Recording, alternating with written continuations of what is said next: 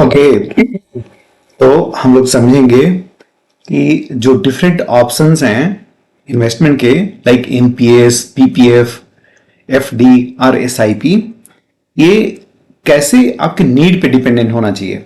ठीक है, ऐसे नहीं कि आप हर समय में आप एसआईपी कर सकते हो या फिर पीपीएफ ही बेस्ट है या फिर एनपीएस है। सबका अपना अपना एक रीजन है। ठीक है, कि इसके लिए मुझे इसमें इन्वेस्ट करना है। यदि आप इस वो रीजन आप समझोगे तब आप अच्छे से इन्वेस्ट कर पाओगे। ठीक है, तो पहले हम क्या करते हैं, पहले हम समझते हैं कि जो ये एनपीएस है ये रिटर्न कैसे दिया हुआ है। पीपीएफ का रिटर्न पिछले 10 साल में एक समझते हैं, एक लमसम। देन एफडी तो लगभग लगभग सबको पता ही है, और एसआईपी के एक रिटर्न्स। ठीक है, इनको समझते हैं और उसके हिसाब से आप अपना रीजनिंग बनाओ कि किस में मुझे इन्वेस्ट करना चाहिए। ठीक है, तो मैं आपको लेके चलता हूं एक शो करने के लिए ये डिटेल्स।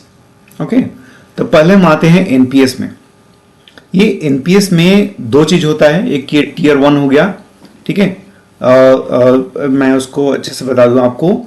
टीयर 1 होता है जिसमें कि आप, लेट मी हियर एक्सप्लेन। तो एनपीएस में जो टीयर 1 होता है, ओके, उसमें दो हैं, एक हो गया टीयर 1 और दूसरा हो गया आपका से टीयर 2। ठीक है, तो आपका जो टैक्स का जो छूट मिलता है, ठीक है, टैक्स का छूट केवल इस पे ही है, टैक्स रिबेट। ठीक है, ये टैक्स रिबेट केवल इसी पे है, इस पे आपको टैक्स रिबेट नहीं मिलता है। ठीक है, इस पे आपको टैक्स रिबेट नहीं मिलता है। तो आप अगर इसमें शायद ईयरली 50,000 रुपये आप एनपीएस में आप हर साल डाल सकते हो, आप दिखा सकते हो। तो मान लो कि आप 30% के ब्रैकेट में आते हो आप। ठीक है, और तो 50,000 रुपये आपने इन्वेस्ट किया, तो 50,000 रुपये आपने एक 30% बचा दिया, मतलब आपने 15,000 रुपये बचाए टैक्स में। ठीक है, अब ये भी अगर आप 30% में आते हो, तो आप अगर कम में आते हो तो आपका कम पैसा बचेगा। ओके, अब ये इतना लंबा होता है, मतलब आप पैसे निकाल नहीं पाओगे वहां से, या निकाल भी सकते हो कुछ 7-8 ईयर्स कुछ ऐसे बोलता है, उसके बाद बहुत एक सब्सटेंशियल रीजन देना पड़ेगा, पता नहीं कैसे कैसे निकलता है, I really don't know. Okay, वो बहुत टफ काम है, क्योंकि सरकारी चीज हो गया, वहां से पैसे निकालना बहुत टफ काम होता है।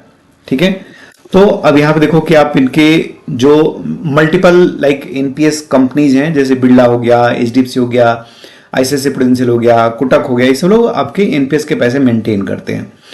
अब इनका जो अभी एक ईयर का रिटर्न देखो, तो 1.19%, 3.67%, 3.31, 3 ईयर का रिटर्न देखो 11%, 9%, कोई भी 10% से क्रॉस नहीं किया है। 5 ईयर का रिटर्न देखो, कोई भी 10% का रिटर्न क्रॉस नहीं किया है। ठीक है, विथ टिल इंसेप्शन, माने जब से चालू हुआ है तब से 10.67 का मैक्सिमम माने उस समय तक का रिटर्न का है। अब ये जो मेन इसमें प्रॉब्लम है, जो लॉकिंग है, जो मेन आपका जो पैसा लॉक हो जा रहा है, ये सबसे बड़ी दिक्कत की बात है कि आपको जो चाहिए आप निकाल नहीं सकते, पता नहीं कब तक, और ऐसा कुछ उसमें पैसे भी नहीं निकल रहे हैं। तो अगर आप थोड़ा थोड़ा पैसा आप चाहते हो कि ऐसा एक पैसा मैं जमा करूं तो कि बहुत बार मेरे को रिटायरमेंट के टाइम पे मिले, तो ये पैसा उसके लिए सही है। लेकिन अब वो नहीं सोचे कि हम 50,000 से ज़्यादा उसमें डालते जाएं, तो आपका कर क्या रहे पैसा। पैसा का दो काम है, या तो पैसा जो है आपका ऐसे ही फिर बना रहे, माने ठीक है, जस्ट सेव्ड, वो पैसा खुद कुछ काम नहीं कर रहा है, ये जस्ट सेव्ड है, ऐसे बचा हुआ है। एक हो गया कि your money is working. Okay, your money is working. ये कब होगा, जब वो प्रॉपरली किसी पर्टिकुलर इन्वेस्टमेंट में, अच्छे से इन्वेस्टमेंट में जाएगा। एग्जाम्पल हो गया म्यूचुअल फंड में गया, स्टॉक्स में गया, तो वहां पे पैसा प्रॉपरली वर्क करता है। ठीक है, और ये बहुत लोगों को डर लगता है किससे। एग्जाम्पल, आज किसी आप यदि आपके किसी की यदि मान लो कि इन्फोसिस में नौकरी लग जाती है, तो उसके लिए बहुत खुशियां मनाई जाती हैं कि क्या बंदा ने अचीव किया। लेकिन एट द सेम टाइम यदि इन्फोसिस के स्टॉक में यदि आपको पैसे डालना हो, तो आदमी बहुत उसको रिस्की समझता है, बहुत उसको खराब समझता है कि आपने पैसे डाल दिए स्टॉक मार्केट, हमेशा पैसे डूब जाते हैं, बहुत लोग पागल हो जाते हैं स्टॉक मार्केट में, ऐसे ऐसे लोग बातें करते हैं। ठीक है, but that is not truth. आप देखोगे तो पैसे तो बने ही हैं। इन्फोसिस ऐसे ही थोड़ी ना 6 लाख 6.5 लाख करोड़ का मार्केट कैप हो गया है। कहाँ स्टार्ट हुई 100 करोड़ से और इतना हुआ, तो पैसे तो बने हैं कितने दिनों में। ठीक है, तो ये हो गया एनपीएस वाली बात, समझ आई कि आपको बहुत लॉन्ग टर्म में बहुत छोटे पैसे आपको बढ़ाने हैं, समझो मतलब आपने पैसे सेव किए हैं। ठीक है, तो एनपीएस उतना पैसा ठीक है। अब आता है सेकंड पीपीएफ के रिटर्न। पीपीएफ होता है जो कि आप अगर आपको इन्वेस्ट करना है पीपीएफ में, तो कैसे आप इन्वेस्ट करते हो, जाके आप बैंक में, जैसे मान लो कि आईसीआईसीआई बैंक में आप खुलता है, उसमें आप पीपीएफ अपना खोल सकते हो। ठीक है, अब इसमें देखते हैं कि इसमें रिटर्न कितने होते हैं। तो पीपीएफ का रिटर्न ईपीएफ से नियर अबाउट 1% कम होता है। ईपीएफ होता है जो कि मैंडेटरी हमारे सैलरी से जो पैसे कट जाते हैं, वो ईपीएफ हो गया। जो पीपीएफ हो गया आप किसी बैंक से खोल सकते हो। ठीक है, तो उसमें रिटर्न देखते हैं हम। पिछले 2009 से रिटर्न देखो तो 2009 में 8% था। ठीक है, 2009 में मतलब कि आज से हम कितने वर्ष पहले की बात करें, नियर अबाउट 12 साल, नहीं 14 साल पहले, 14 साल पहले 8% का रिटर्न। ठीक है, अभी भी ऐसे ही 7.9% का रिटर्न। तो नियर अबाउट समझो कि आपने इसमें 8% का रिटर्न मान लो कि मिला है। जो अब इकोनॉमी जब से हम बात कर रहे हैं, तब से आप देखोगे जैसे मनमोहन सिंह की गवर्नमेंट थी, मनमोहन सिंह की गवर्नमेंट नियर अबाउट मतलब कि 11% तक तो उन लोगों ने इन्फ्लेशन दिए थे यार, इन्फ्लेशन 11% तक दिए थे। तो इतना ज्यादा हैवी इन्फ्लेशनरी सिचुएशन में जब अगर आपका पैसा 8% दिया, तो समझो कि आपका पैसा कुछ बढ़ा लिखा नहीं। ठीक है, कुछ पैसा बढ़ा नहीं, जस्ट आपका पैसा जमा रहा। ठीक है, तो आपको जो अगर अगेन, और ये जो पीपीएफ होता है, पीपीएफ ये आपको 15 वर्ष के बाद ही आप इसको तोड़ सकते हो। बीच में आपको तोड़ना है तो बहुत सारा रीजन देना होता है, पता नहीं निकलेगा पैसे कि नहीं, रिजेक्ट हो जाएगा, आई डोंट नो। ठीक है, वो बहुत टफ काम है। तो ये हो गई पीपीएफ वाली बात कि आपको पैसे बस सेव हो गए, पैसे ने कुछ काम नहीं किया। ठीक है, जैसे गुल्लक है, गुल्लक में आपने पैसे डालते गए। ठीक है, 100 रुपए डाले थे, 100 रुपए के वैल्यू आगे भी जाके 100 रुपए, जैसे 100 रुपए का मान लो कि आपने डाला, 100 रुपए का मान लो कि 1 किलो आलू मिलता था, तो आज से 10 साल बाद भी जाओगे तो उसी 100 रुपए से 1 किलो आलू ही खरीद पाओगे। ठीक है, आपके गोलक में बस पैसे जमा हुए, ऐसा समझो। फिर आता है नेक्स्ट आपका एसआईपी रिटर्न्स। ओके, तो एसआईपी क्या होगी, एसआईपी सिंपल लैंग्वेज में आप क्या कर रहे हो, एक मंथली आप पैसा कोई भी आप एक सेलेक्ट कर लोगे म्यूचुअल फंड। ठीक है, कोई भी एक म्यूचुअल फंड आपने ले लिया, उसमें आप पैसे डालते गए। म्यूचुअल फंड में क्या होता है, म्यूचुअल फंड में कौन बैठता है, अब से म्यूचुअल फंड में जैसे हमने कोई मान लो कि मिड कैप म्यूचुअल फंड में जैसे हम एसआईपी कर रहे हैं, तो उसमें क्या होता है, लगभग 40 से 60 तक 60 कंपनियां, अच्छी खासी कंपनियां होती हैं, उनमें ये पैसे लगते हैं। और अब एसआईपी में एडवांटेज क्या है, एसआईपी का सबसे बड़ा जो एडवांटेज होता क्या है कि एसआईपी मान लो कि मार्केट मेरा ऐसे चला कि 2008 से मानते हैं, 2008 में एकदम नीचे आया, फिर ऐसे से ऊपर बढ़ा। ठीक है, फिर ऐसे से गया, 2013 में फिर थोड़ा नीचे आया, फिर 2016 में थोड़ा डिमोनेशन नीचे हुआ, फिर आपका ग्राफ से एकदम इधर में आ गया, आपका 2020 आ गया। ठीक है, ऐसे चलता जा रहा है और ऐसे बढ़ता जा रहा है। ठीक है, ऐसे बढ़ता जा रहा है। तो आपका पैसा मान लो कि आपने 2007 से चालू किया था, तो 2007 में भी आपने यहाँ पे पैसे डाले, फिर 2008 में भी आपने पैसे डाले, 2009 में भी डाले। ठीक है, 2010 में भी पैसे आपने डाले, 2013 में भी आपने डाले। ठीक है, 14 में भी डाले आप। ठीक है, ये 2016 में भी आपने पैसे डाले, कोरोना आया, कोरोना में भी आपने डाले। तो ऊंच नीच जितना होता जा रहा है, ठीक है, आप हाई पे भी पैसे डाल रहे हो और आप लो पे भी पैसे डाल रहे हो। ठीक है, तो आपका जो एवरेज होता है, एवरेज वो नियर बाई ऐसे ऐसे समझो कहीं बीच में आपको ऐसे रिटर्न मिलते हैं। तो आपका जो ग्राफ होता है, मार्केट तो ऐसे से गया, लेकिन आपका ग्राफ नियर अबाउट ऐसे जाता है। ठीक है, जो रिटर्न का जो ग्राफ होता है, एवरेज ग्राफ आप देखोगे तो बीच में ऐसे आप जाता है, क्योंकि आपने हाई पे भी खरीदा, लो पे भी खरीदा, हाई पे भी खरीदा, लो पे भी खरीदा, ऐसे आपके क्या एवरेज हो जाता है। ठीक है, अब हम देखते हैं कोई एक सिंपल एसआईपी का रिटर्न। अब हम इसको ले लेते हैं। ठीक है, कि इसमें पता नहीं एसआईपी का रिटर्न दिखाएगा नहीं, इसमें मैं देखता हूं तो इसके टिपिकल रिटर्न हम देखते हैं कि कैसे हुए हैं। तो अब देखो कि हमने मिड कैप लिया है, ठीक है, टिपिकली मिड कैप लिया है, तो वो ये हमने लिया मान लो कि 10 ईयर्स का, 10 ईयर्स का मैंने रिटर्न देखा, तो 10 ईयर्स का रिटर्न 22% है यार, 22%। अब दूसरा ले लो, मान लो कि आप बोलोगे कि नहीं हमने कुछ सिलेक्ट किया है पर्टिकुलर, तो हम एक दूसरा लेते हैं, इसी पीयर्स में जाते हैं। ओके, तो पीयर्स में हम देखते हैं कि एक हम क्या लेंगे, 10 ईयर्स का रिटर्न देखेंगे और हाई से लो की तरफ देखेंगे।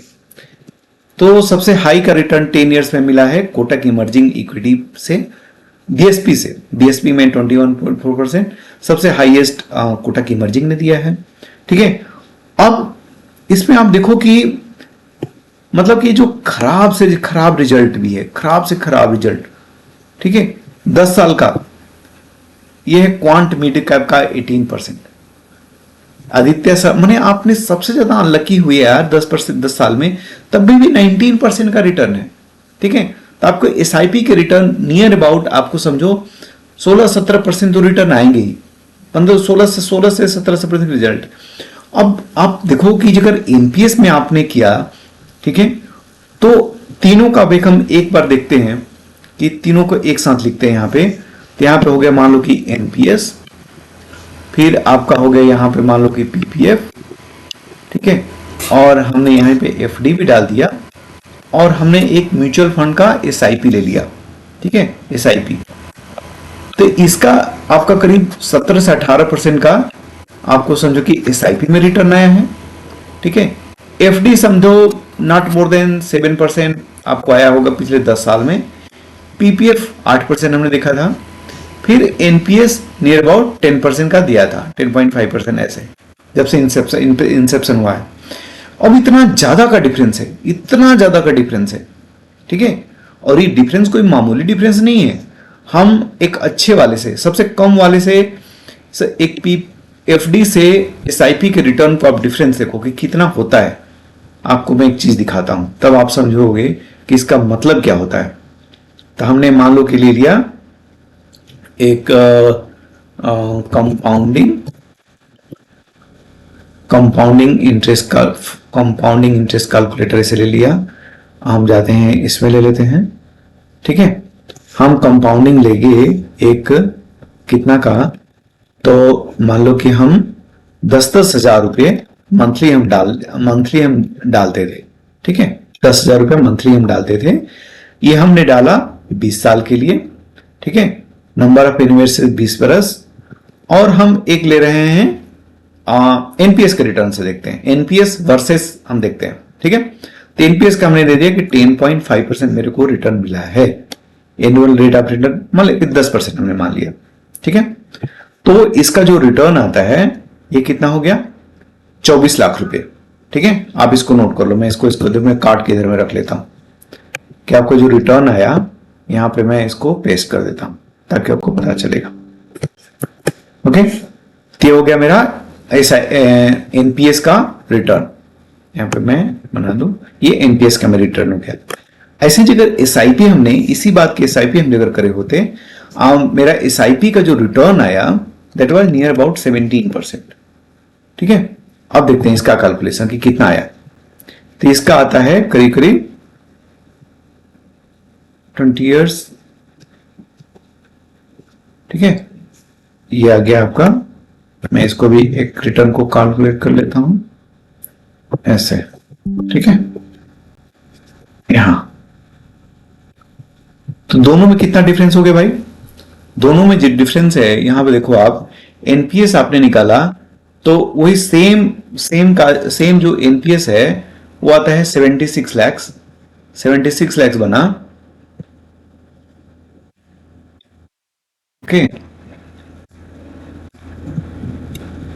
यहां आपने 76 लाख कमाया, और अगर आपने उसी चीज का एसआईपी किया तो आपको 2 करोड़ हुआ, सेम पैसा, जस्ट एसआईपी आपने किया सेम एक ईयर्स के लिए, ओके।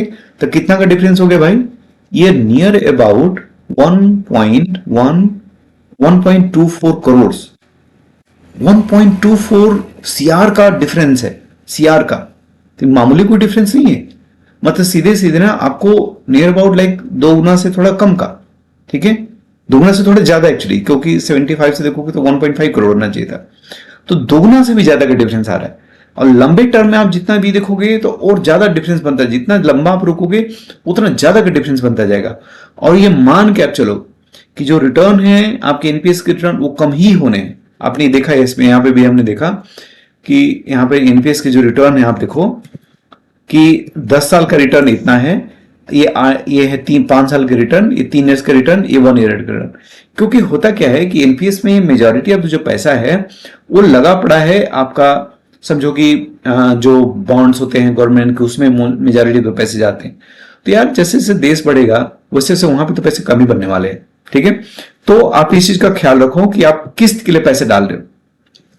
अब टिपिकली अब एसआईपी ऐसा नहीं, मान लो कि आपको मैं कुछ केसेस देता हूं, use cases, okay. Use case है मुझे कि आज से 5 साल बाद, आज से मुझे 5 इयर्स आफ्टर मुझे मान लो कि एक कार खरीदनी है, ठीक है। यहां की मुझे एक कार खरीदनी, आज है 2023 और मुझे 2028 में एक कार खरीदनी है, ठीक है। तो आप एसआईपी करोगे क्या? एसआईपी करोगे तो बहुत चांस है कि आप उतने पैसा नहीं, मान लो उसी समय एक कोरोना टाइप का कुछ आ गया, क्या करोगे? नहीं कर सकते ना। तो आपको जो अगर बहुत कम, बहुत शॉर्ट पीरियड में कोई चीज आपको करनी है तब तो आपको ये करना पड़ेगा। मान लो कि आपको आज आपका लड़का है से 9वीं क्लास में, 9th क्लास, ठीक है, और 12th उसके बाद जब पास करता है तब उसको कॉलेज भेजना है आपको, तब उसको कॉलेज आना है, ठीक है, कॉलेज आना है। अब उस समय मान लो कि कॉलेज आने के लिए आपको एक 20 लाख रुपए चाहिए, 20 लाख, उसका जुगाड़ कर रहे हो, तो आपके एसआईपी करोगे 4 साल के लिए? नॉट एट ऑल, एकदम नहीं। इसके लिए आपको सिंपल रिकमेंडेड है कि आप यार एक अच्छा सा एफडी कर दो, अच्छा सा एक लॉन्ग टर्म देके, आजकल 6-6.5% आपको मिल जाएगा 5 साल के लिए, 4 साल के लिए, तो आप एफडी करो। लेकिन लेकिन मान लो कि आपका बच्चा, मान लो कि बच्चा आज का आपका बच्चा है वो फर्स्ट स्टैंडर्ड में है, ठीक है। मान लो कि आप गर्ल का, एक आपके पास गर्ल है जिसको आप शादी के लिए सोच रहे हो, मुझे बहुत पैसे जुगाड़ने पड़ेंगे, और वो आज फर्स्ट क्लास में है और उसकी शादी होगी, कॉलेज जाएगी, ठीक है, कॉलेज में जाते जाते समझो कॉलेज में जाएगी, तब आपको पैसे जुगाड़ने हैं, ठीक है। तो उस पैसे को जुगाड़ने के लिए आज ये फर्स्ट क्लास में है, तो definitely you go by SIP route, SIP route जाओ, ठीक है। उसकी शादी के लिए आपको सोचना है, एसआईपी रूट जाओ। माने जब भी आपके पास 10 साल से ज्यादा, मिनिमम आपके 10 साल से ज्यादा का आपके पास कोई भी प्लान हो, ठीक है, 10 years and above, 10 years and above का यदि आपका प्लान है तब तो एसआईपी इज गुड, ठीक है। लेकिन विद इन 5 इयर्स का कोई प्लान है, ठीक है, बहुत ही एग्जैक्ट प्लान है, जैसे शादी हो गया, एजुकेशन, कॉलेज आने के लिए पैसे हो गए, मुझे कार खरीदने उसके लिए जुगाड़ना हो गया, तब तो आपको डेफिनेटली ही किसी तरीके की एफडी टाइप का कुछ ही करना पड़ेगा, ठीक है। या फिर कोई बॉन्ड खरीद लिए जो कि इतने दिन का बॉन्ड हो, थोड़ा ज्यादा पैसे वहां पे मिलते हैं, तो वो आपको लेना पड़ेगा, ठीक है, समझा है। So thank you very much.